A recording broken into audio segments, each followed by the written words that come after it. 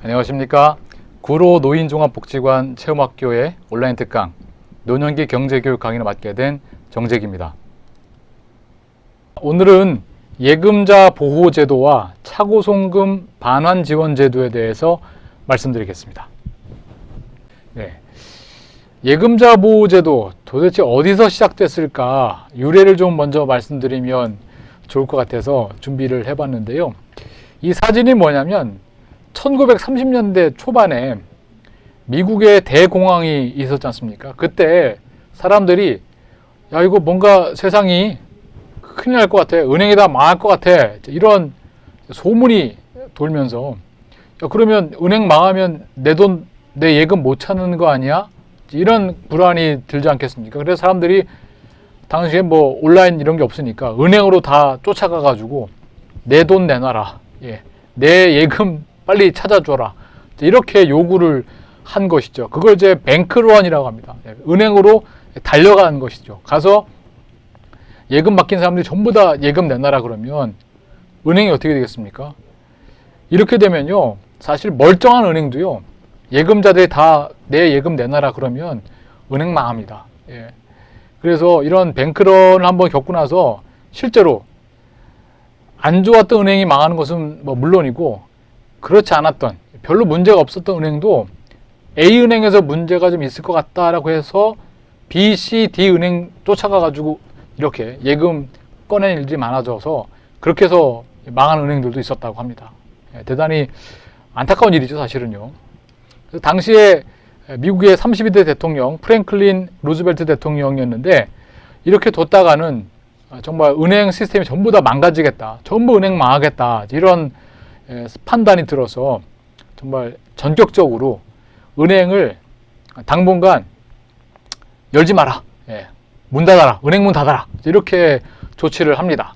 그리고 나서 그 사람들이 그걸 믿을 수가 없잖아요. 그래서 정부가 당신들 예금을 전부 다 보증해 주겠다, 안심해라, 이런 이제 발표를 합니다. 그제서야 사람들이 이 정부의 발표를 믿고 뱅크런 사태가 확산되지 않아서 위기를 넘겼다, 이런 얘기가 있습니다. 이러한 뱅크런 경험을 하고 나서 이게 뭔가 제도적으로 사람들이 불안해할 수 있으니까 예금자를 보호해 줄 수 있는 제도가 필요하겠구나, 이렇게 된 것이죠. 여기에서 현재의 예금자 보호제도가 유래가 됐다라고 볼 수 있겠습니다. 자, 그렇다면 예금자 보호제도가 뭐냐? 이런 포스터 혹시 은행이라든지 금융회사 가서 보신 적 있으시죠? 내 돈을 5천만 원까지는 보호를 해준대, 이런 얘기를 아마 많이들 들어보셨을 겁니다.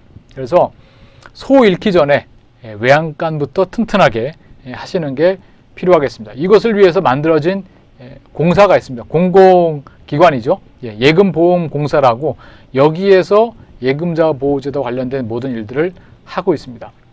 구조를 보시면 이게 일종의 예금보험이거든요. 그럼 이 보험이면 누군가가 보험료를 내지 않겠습니까? 예금을 맡긴 사람한테 보험료를 받는 것이 아니고, 오른편에 보시면 금융회사들, 그러니까 은행이라든지 뭐 증권사, 보험사, 뭐 이런 금융회사들이 평상시에 예금보험공사에다가 일종의 예금보험료를 냅니다.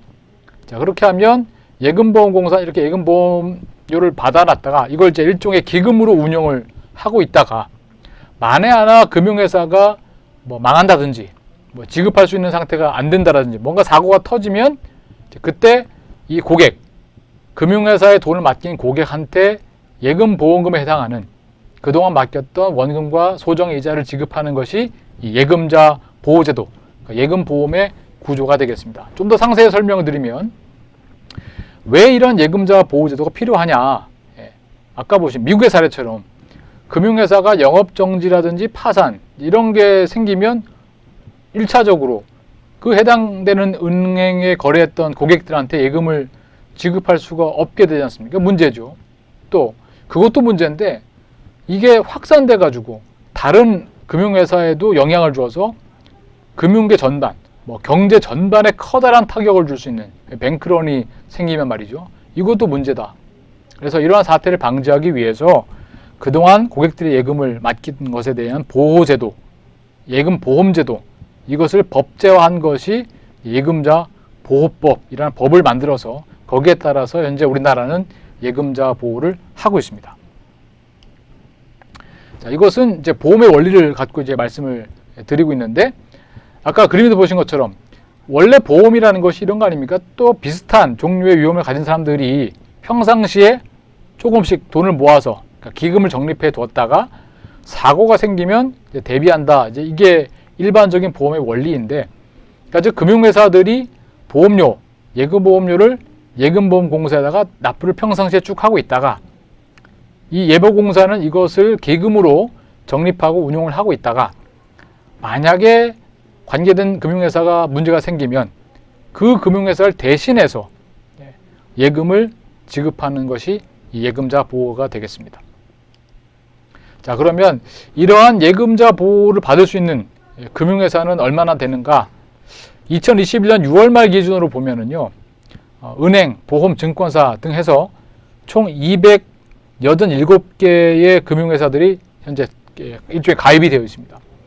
세분해서 보면은 은행은 55곳, 또 투자 매매나 투자 중개업을 하는 증권사 같은 곳이죠. 106곳, 생명보험사 24군데, 손해보험사 21군데, 종합금융회사 1군데, 상호저축은행 80군데가 여기에 현재 가입이 돼서 예금자 보호를 받도록 되어 있습니다.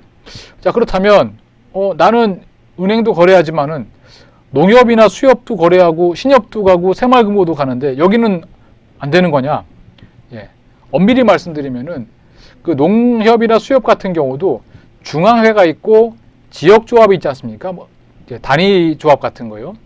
또는 신용협동조합, 신협, 또 새마을금고 같은 곳은 엄밀히 말하면 예금자 보호법에 적용을 받는 금융회사는 아닙니다. 그럼 큰일 났다. 아닙니다. 그런데 이런 곳들도 각각 관련된 법률이 있습니다. 이 법률에 따라서 자체적인 기금에 의해서 보호가 됩니다. 그러니까 예금보험공사의 어떤 그 적용을 받는 것은 아니지만 여기도 다 자체적인 기금에 의해서 예금자 보호에 준하는 그런 정도의 보호가 이루어지고 있으니까 이런 곳과 거래하신다 하더라도 너무 걱정하실 필요는 없으십니다. 그리고 우체국이 있죠. 우체국은요, 금융회사라기보다는 정부기관의 일종이죠. 그래서 정부가 우체국 예금은 전액 지급을 보장합니다. 그러니까 이게 법 때문에 이렇게 구분이 되는 것인데, 우체국은 예금자 보호법에 따른 그 보호 대상 금융회사가 아닙니다. 그럼 법이 그러니까 예금자 보호 대상이 아니네요. 하지만 이게 또 정부 법률에 의해서 우체국 예금 보험에 관한 법률, 여기에 따라서 정부가 여기는 한도가 없습니다. 전액 보호를 해드립니다. 그래서 우체국 거래하신 분들은 안심하셔도 되겠습니다. 자, 그러면 앞서 보신 이런 금융회사들은 전부 다 예금 보호가 되느냐? 그게 또 아닌 거죠. 이 구분을 잘 하셔야 됩니다. 예금보험을 가입한 금융회사가 취급하는 모든 금융상품이 다 예금자 보호가 되는 게 아니고 예금 등만을 보호해드립니다. 그래서 되는 게 있고 안 되는 게 있어요. 제가 밑에 표로 좀 구분해 놨는데, 먼저 보호가 되는 금융상품은 대체로 이런 것들이에요. 예금, 뭐 보통예금, 정기예금, 정기적금, 이런 것들은 예금자 보호가 되는 것이고, 또 원본이 보존되는, 원금이 보존되는 금전신탁, 그러면 원금 보존이 안 되는 신탁은 그렇죠, 예금자 보호가 아닌 겁니다. 그리고 개인이 가입한 보험계약 같은 것들은 예금자 보호가 됩니다. 반면에 예금자 보호가 안 되는 비보호 금융상품에는 실적이 나면 수익을 많이 가져가지만 그렇지 않으면 손해를 볼 수 있는, 대체로 그런 것들입니다. 대표적인 게 주식, 펀드, 채권, 또 ELS, 변액보험, 또 증권사 CMA, 이런 것들은 예금자 보호 대상이 아닙니다.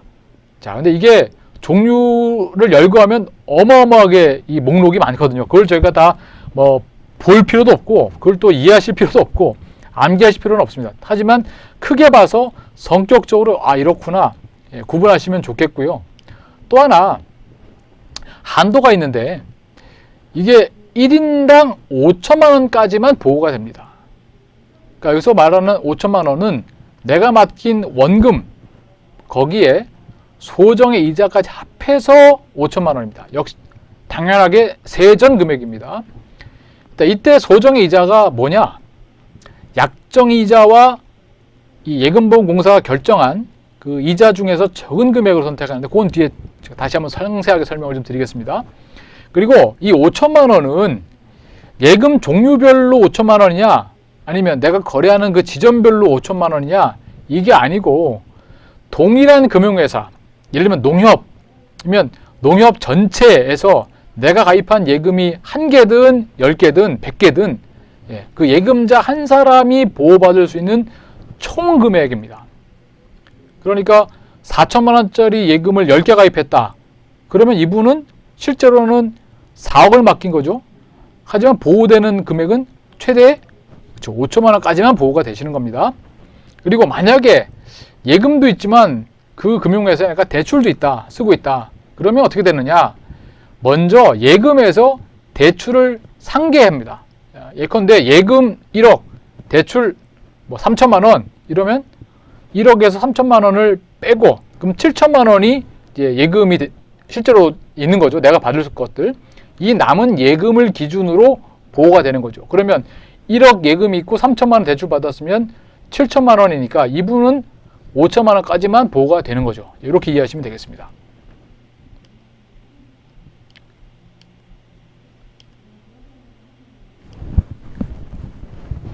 자, 그러면 5천만 원 초과된 금액은 어떻게 되는 거냐? 영영 못 받는 거냐? 네.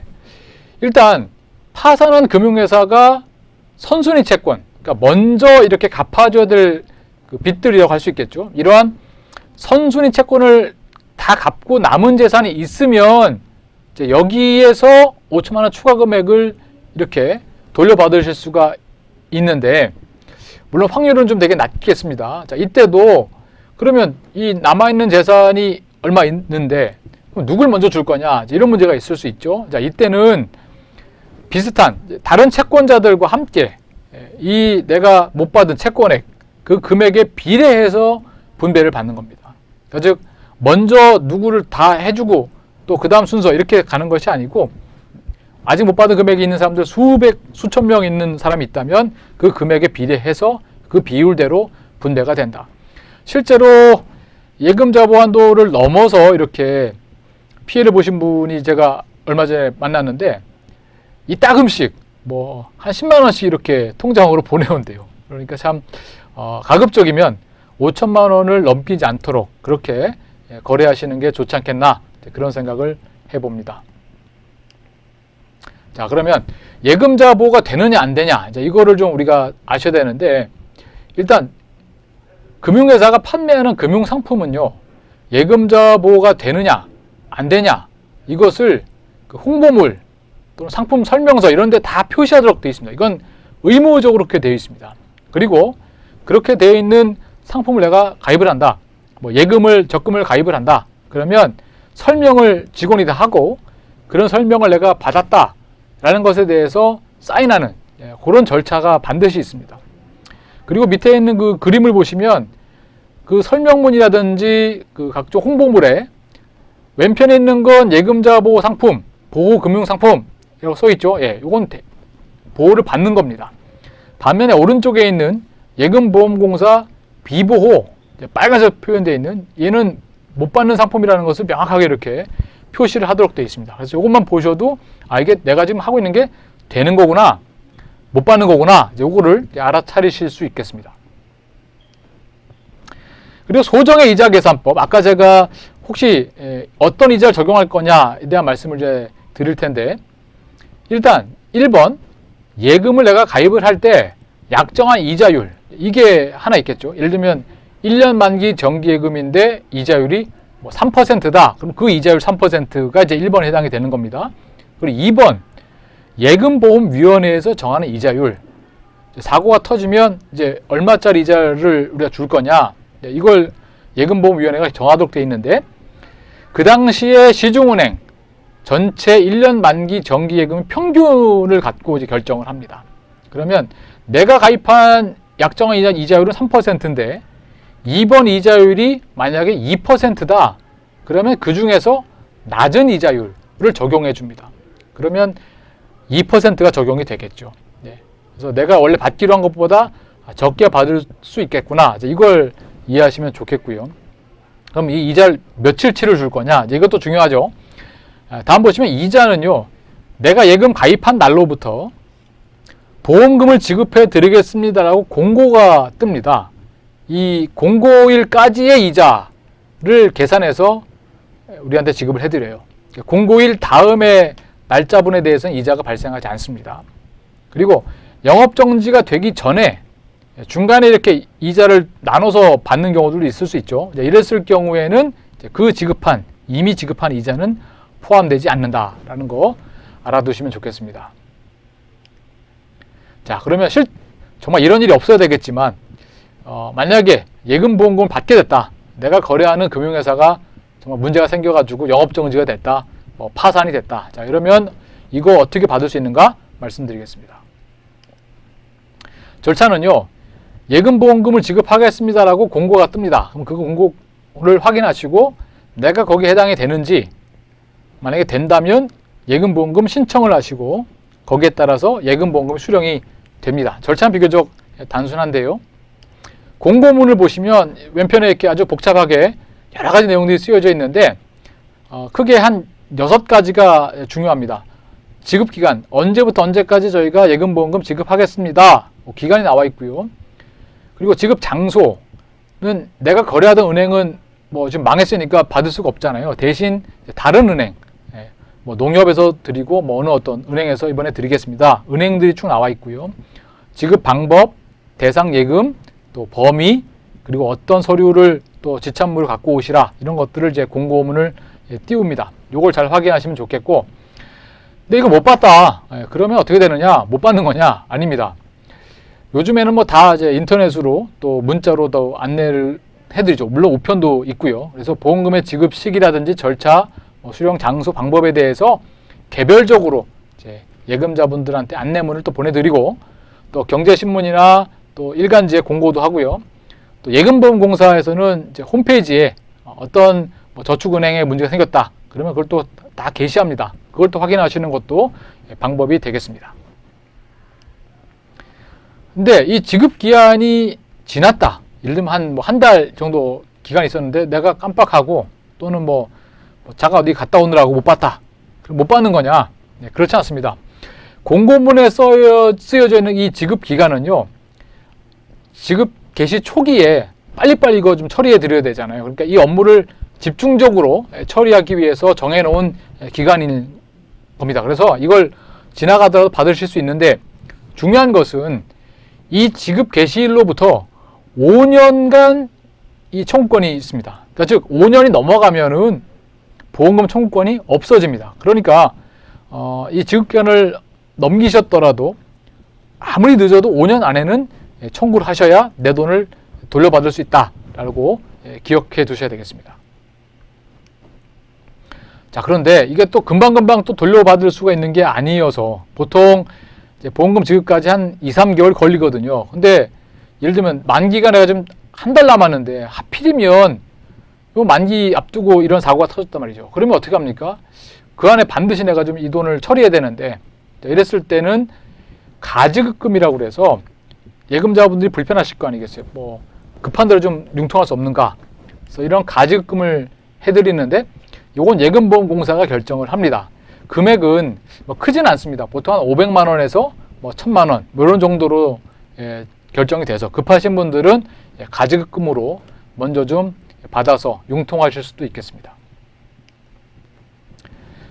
다음으로 차고송금 반환 지원 제도를 좀 소개해 드릴 텐데요. 이게 아마 처음 들으시는 분들이 대부분일 겁니다. 이게 이 제도가 나온 지 정말 얼마 안 됐거든요. 그래서 사실 우리가 일상생활에서 이거 되게 많이 벌어진 일이라서 한번 알아두시면 좋겠다 싶습니다.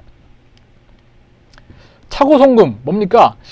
이 사람 내 친구 A한테 보내야 되는데 계좌번호를 잘못 눌러가지고 엉뚱한 사람 계좌로 돈이 가는 거, 이런 걸 이제 차고송금이라고 하죠. 아니 그럴 사람들이 얼마나 될까 싶으시겠지만은 요 밑에 그 그래프를 보시면은 생각보다 많습니다.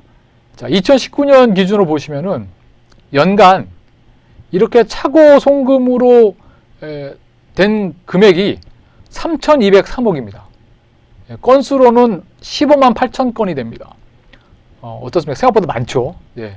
자, 이렇게 잘못 보냈는데, 그럼 잘못 보냈으니까 돌려받아야 될 거 아니겠습니까? 근데 돌려받을 수 있는 받은 금액이 생각보다 적습니다. 절반 정도밖에 못 받는 것 같아요. 보시면 3,200억을 잘못 보냈는데 실제로 돌려받은 금액은 절반 정도밖에 안 되고 1,540억은 못 돌려받으셨어요. 82,000명 정도는 못 돌려받으셨습니다. 이게 참, 아니 남의 돈 잘못 들어왔으면 당연히 돌려줄 것 같지 않습니까? 그런데 많은 분들이 그냥 입 싹 닫고 꿀꺽하신 분들이 많이 있으신 것 같아요. 자, 이렇기 때문에 이거 문제다, 이거 해결해야 되겠다 라고 해서 나온 게 바로 차고송금 반환 지원 제도가 되겠습니다. 절차를 설명드리면 이것도 역시나 예금보험공사에서 주관해서 이 제도를 운영하고 있는데, 왼편에 차고송금인, 우리가 돈을 잘못 보냈다 그러면 이런 일이 있습니다, 저 반환할 수 있도록 좀 도와주세요 라고 신청을 하시게 됩니다. 그러면 예금보험공사에서 일단 관련되어 있는 그 금융회사라든지 또 행정기관에다가 이런 일이 있었습니까? 라고 확인을 합니다. 이거 누구한테 간 겁니까? 수취인의 정보를 확인하죠. 이거 아무개 씨한테 간 거다. 그러면 그 정보를 가지고 그 차고송금 수취인 오른편에 있는 돈을, 원래 이분한테 갈 돈이 아닌데 엉뚱하게 이제 돈을 받으신 거죠. 자, 이분한테 연락을 합니다. 그래서 자진 반환을 권유해요. 자, 잘못 보내셨는데 이거 돌려주십시오. 권유합니다. 자, 그러면 돌려받으면 되게 수월하게 끝나는 문제인데, 만약에 권유해도 응하지 않거나 또 연락을 안 받거나 이럴 수 있거든요. 그러면 이제는 4번으로 갑니다. 법원에다가 지급 명령을 신청합니다. 법원에서 지급 명령 때리면 돌려줄 수밖에 없죠. 그렇게 해서 지급 명령이 떨어지면 이제 그 돈을 받아서 이 과정에 필요한 비용들이 이제 일정 부분 차감이 되고 나서 나머지를 이 차고송금인에게 돌려주시는 이런 방식으로 지원 절차가 진행이 되겠습니다. 자, 근데 무조건 모든 경우가 다 이 차고송금 반환 지원이 되는 것은 아니고 몇 가지 이제 대상이 있는데, 일단 제도가 시행된 2021년 7월 6일부터 발생한 차고송금에 대해서만 요 지원 제도에 해당이 되겠습니다. 소급해서는 안 해드립니다. 그리고 잘못 보낸 날로부터 1년 이내에 신청하셔야 돼요. 1년 넘어가면 요거 신청하실 수 없고, 그리고 그 전에 금융회사를 통해서, 예컨대 내가 농협에서 보냈다 그러면 내가 거래한 농협에다가 이거 내가 계좌번호 잘못 적었다, 엉뚱한 사람한테 돈이 갔다 그러면 거기에다가 먼저 얘기를 하셔야 됩니다. 그렇게 해서 그 회사 통해 가지고 저쪽 돈을 받은 금융회사한테 연락이 돼서 돌려받아 내면 좋은데, 반환받지 못했다 이러면 이제 그 다음 단계인 이 차고송금 반환 지원제도 가셔야 되는 거죠. 그리고 돈이 5만 원에서 1,000만 원 요 사이에 있어야 됩니다. 그러니까 너무 소액, 뭐 10,000원, 2만 원 이런 것들도 해당이 안 되고, 또 1,000만 원을 넘어가는 금액 같은 경우도 이 차고송금 반환 지원의 대상이 되지는 않습니다. 그리고 만약에 관련해 가지고 법적 절차가 진행 중이면 또 안 되는 것이고요. 만약에 1,000만 원 넘어가는 금액 같으면 이건 어쩔 수 없이 재판으로 가실 수밖에 없습니다. 자, 그래서 아까 되는 거 안 되는 거 이제 구분해서 말씀드리려고 하는데요. 안 되는 경우, 대표적인 거 몇 가지 말씀드리면, 보이스피싱 피해 입으신 것은 요 대상이 안 됩니다. 왜냐? 이 보이스피싱 피해는 관련 법이 달라서 그래요. 그 전기통신금융사기 피해 방지 및 피해금 환급에 관한 특별법이 따로 있습니다. 이 법에서 이 보이스피싱 피해는 처리하도록 되어 있고요. 그리고 이 수취인이 휴업을 했거나 폐업이 된 법인인 경우는 또 요거 대상이 안 됩니다. 그 다음에 이 받으신 분이 안타깝게도 회생이라든지 개인회생이나 파산 절차가 진행 중이다, 이것도 해당이 안 되고, 또 그 계좌가 압류가 됐거나 가압류가 되는 경우도 안 되고요. 또 그 계좌가 국내에 지점이 없는 외국은행인 경우도 해당이 안 됩니다. 그 다음에 최근에는요, 계좌번호를 직접 쓰는 경우보다 핸드폰 번호만 갖고 이렇게 송금하는 간편 송금도 많이 하시는 경우가 있는데, 이랬을 때 그 수취인의 실지 명의가 확보가 잘 안 될 수가 있습니다. 이랬을 경우는 또 이 차고송금 반환 지원을 받으실 수가 없다. 뭐 토스나 카카오페이 같은 경우가 대표적이게 되겠습니다. 지금까지 예금자 보호제도와 차고송금 반환 지원 제도에 대해서 말씀드렸습니다. 감사합니다.